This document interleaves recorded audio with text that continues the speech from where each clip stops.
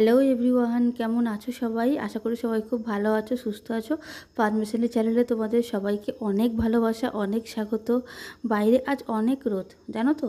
তাই ভাবলাম বাইরে না গিয়ে মায়ের এই পুরনো ড্রেসিং আয়নাটা একটু গুছিয়ে দিই। আসলে বাচ্চা থাকার কারণে না কোনো কাজই ঠিক মতন গুছিয়ে করা হয়ে ওঠে না, বা করার সময় পাই না বললেই চলে। তাই ভাবলাম আজ ওই ড্রেসিং টেবিলটা গুছিয়েই ফেলি। তাই দেখো, সময় নষ্ট না করে লাড্ডুকে খাইয়ে বসে গেলাম পরিষ্কার করতে। ঘর গোছানো না আমার কাছে একটা মন খারাপের মেডিসিনই বলতে পারো।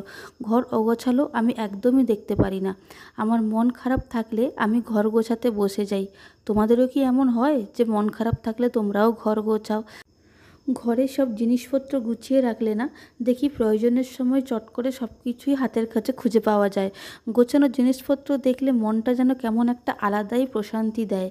যেখানে জিনিসপত্র অগোছালো থাকে কেন জানি না সেখানে আমার থাকতে অস্বস্তি হয় খুব। তাই দেখো, ঘেমে স্নান করে শেষ হলো আমার আজকে ড্রেসিং টেবিল গোছানোর কাজ। আর তোমাদের কারা কারা আমার মতন আছো যারা ঘর গোছাতে খুব ভালোবাসো বা খুব ভালো লাগে, প্লিজ কমেন্ট করে জানিও। আর ভিডিওটি ভালো লাগলে প্লিজ লাইক, কমেন্ট, শেয়ার করো, সাবস্ক্রাইব করো আমার চ্যানেলটাকে। আর হ্যাঁ, দেখো তো ড্রেসিং টেবিলটা গোছানোর পরে কি সুন্দর দেখতে লাগছে, পরিষ্কার ঝকঝকে তকতকে। পরিষ্কার রাখলে জিনিসপত্রগুলো দেখতেও খুব ভালো লাগে, আর ঘরের সৌন্দর্যও বৃদ্ধি হয়, তাই না? কি তোমাদের কি মতামত জানাতে আমাকে ভুলো না। চলো, টাটা।